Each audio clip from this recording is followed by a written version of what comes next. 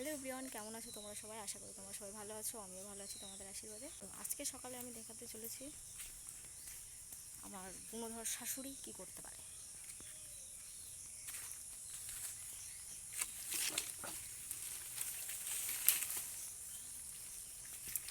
এই যে একটা উচ্ছে গাছ আমি লাগিয়েছিলাম, ঠিক আছে, এর একটা আমি ডালও দিয়েছিলাম, এর একসাথে উচ্ছেও আমি খেয়েছিলাম, আর অনেক উচ্ছে ধরেছে এতে।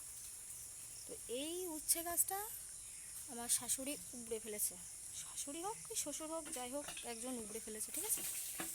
তো আমি এখানে কতটা সুখে আছি আর কতটা কি, আমি সেটাই আজকে আমি এখানে দেখাতে চলেছি। তো তোমরা একবার দেখো উচ্ছে গাছটা, আমি তোমাদেরকে দেখাই, একটু দেখো। গাছটাতে শুধু উচ্ছে ধরেছে, শুধু একবার দেখো, মানে অগুন্তি গাছ। গাছটা দেখে তোমাদের পছন্দ হবে না, কিন্তু গাছটাতে শুধু উচ্ছে আর উচ্ছে, দেখো গাছটাতে শুধু উচ্ছে আর উচ্ছে। এখানে আমি ভিডিও করছি, এখানে দেখে গেল, বললে যে আমাদের ভিটে কিছু মানে করতে দেবে না। শুধু একবার দেখো বন্ধুরা, আমার ওটা দেখে আমার হাত পা সত্যি থরথর করে কাঁপছে, ঠিক আছে। মানে সকালবেলা ঘুম থেকে উঠে এই দৃশ্যটা আমি দেখবো, আমি কল্পনাই করতে পারিনি, জানো তো।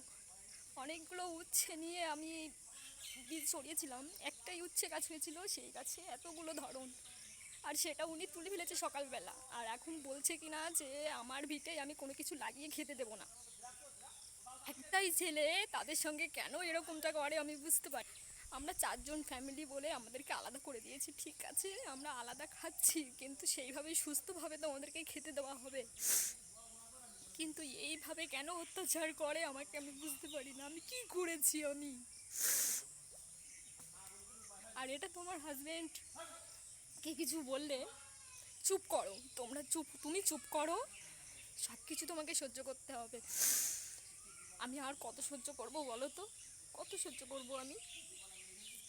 আমি কোনোদিন কোনো কিছু লাগাইনি, গাছটা আমি লাগিয়েছিলাম শখে পড়ে, সেই গাছটা তুলে দেওয়া হয়েছে আজকে সকালে। গাছটা তো তুমি তুলেছো, গাছটা তো তুমি তুলেছো, হ্যাঁ গাছটা তো তুমি তুলেছো, তাই তো তুমি তো একবার বলে তুলতে পারতে যে আমি কি তুলবো। কোথায় মরেছে গাছ? যাও তোমার কে আছে ডেকে আনো দেখি, যাও ডেকে আনো।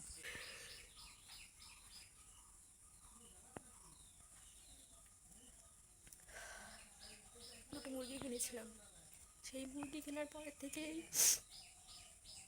উনি আমার সঙ্গে কথা বলা বন্ধ করে দিয়েছে। যা কিছু করতে চাই সব কিছু ওনার যেন খারাপ লাগে। কিভাবে চোখ পাকাও একটু দেখাও। রাখো, ও সবসময় ফোনে কাজ করে, বুঝেছো? এটাই হচ্ছে আমার জীবন। যাই কিছু হয়ে যাক না কেন, টাইম মতো রান্না খাওয়া সব কিছুই তোমাকে করে দিতে হবে। হাজব্যান্ডের কোনো কিছু যায় আসে না। তবে যাই হোক, কি আর করব, কপালটা তো খারাপ আমার, কোনো দিনই তো ভালো না। ঠিক আছে, তবে আমি একটা কথাই বলবো, কারোর যদি কোনো জমি জায়গা থাকে, প্লিজ জমি জায়গা নিয়ে কেউ কখনো অহংকার করো না, কারণ দিন শেষে সেই জায়গা জমিটা ফেলেই তোমাকে চলে যেতে হবে। দয়া করে কেউ জমি জায়গা নিয়ে অহংকার করো না। ছেলে বৌমা নিয়ে সুখে শান্তিতে থাকো, তোমাদেরই তো দিন শেষে এই ছেলে বৌমারই লাগবে কাজে, তাই না? তাদেরকে ছাড়া তোমরা কখনোই যেতে পারবে না, তারাই দিন শেষে তোমাকে দেখবে। তাহলে কেন এই ছেলে বৌমাকে নিয়ে অশান্তি কেন? আমি এটাই বলতে চাই। আর আমি সবাইকে নিয়ে থাকতে চাই, আমি একা থাকতে চাই না। কেন আলাদা করে দেওয়া হলো? আমার দুটো বাচ্চা হয়েছে বলে সেই দুটো বাচ্চা কি বেশি হয়ে গেল তোমাদের কাছে? বন্ধুরা, এটা হয়তো আমার কপালে ছিল, তো তোমাদের কাছে ভিডিওটা শেয়ার করলাম, তোমরা কিছু মনে করো না। তো যাই হোক, এই পর্যন্ত ভিডিওটা। তোমরা সবাই ভালো থেকো, সুস্থ থেকো, সাবধানে থেকো, টাটা।